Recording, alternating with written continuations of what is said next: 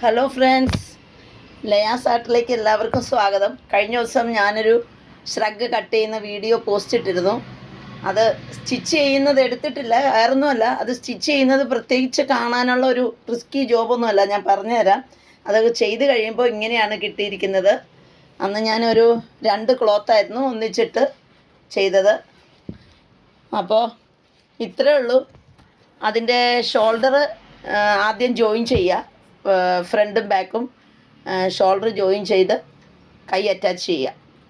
അതിനുശേഷം സൈഡ് അടിക്കുന്നു. ഒരു 1/4 ഇഞ്ച് നമ്മൾ സിവലൻസ് വിട്ടാൽ മതി. മൊത്തം ലോക്ക് ചെയ്യുക, അയൺ ചെയ്യുക. അപ്പോൾ ഈ എഡ്ജ് വരണത് മൊത്തം താഴെയും സൈഡും നെക്കും എല്ലാം നമ്മൾ കുട്ടികളുടെ പെറ്റിക്കോട്ടിന് സ്റ്റിച്ച് ചെയ്യുന്ന മാതിരി വളരെ ചെറുതായിട്ട്. അപ്പോൾ സ്റ്റിച്ച് ചെയ്യുമ്പോൾ ഒന്ന് ശ്രദ്ധിക്കേണ്ടുള്ളൂ, എപ്പോഴും നമ്മൾ ഷ്രഗിനെടുക്കുന്ന മെറ്റീരിയൽ കുറച്ച് സ്ലിപ്പി മെറ്റീരിയൽ ആയിരിക്കും. അതാണ് എപ്പോഴും നമുക്ക് ഇടാനും സുഖം, കാണാൻ സ്റ്റൈലും.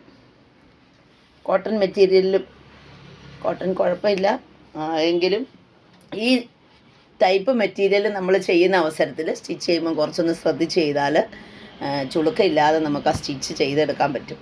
എന്നിട്ട് അയൺ ചെയ്ത് കഴിഞ്ഞാൽ അപ്പോൾ ഈ 1.5 മീറ്റർ കൊണ്ട് നമ്മൾ എടുക്കുമ്പോൾ നമുക്ക് ഒരു സീറ്റ് കവർ ചെയ്യുന്ന ആ ഒരു ലെങ്താണ് കിട്ടുന്നത്.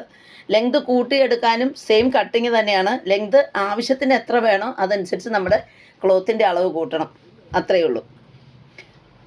ഓക്കെ, എല്ലാവർക്കും മനസ്സിലായി കാണുമെന്ന് വിചാരിക്കുന്നു. അടുത്തൊരു വീഡിയോയുമായി എത്തുന്നവരെ ബൈ ബൈ.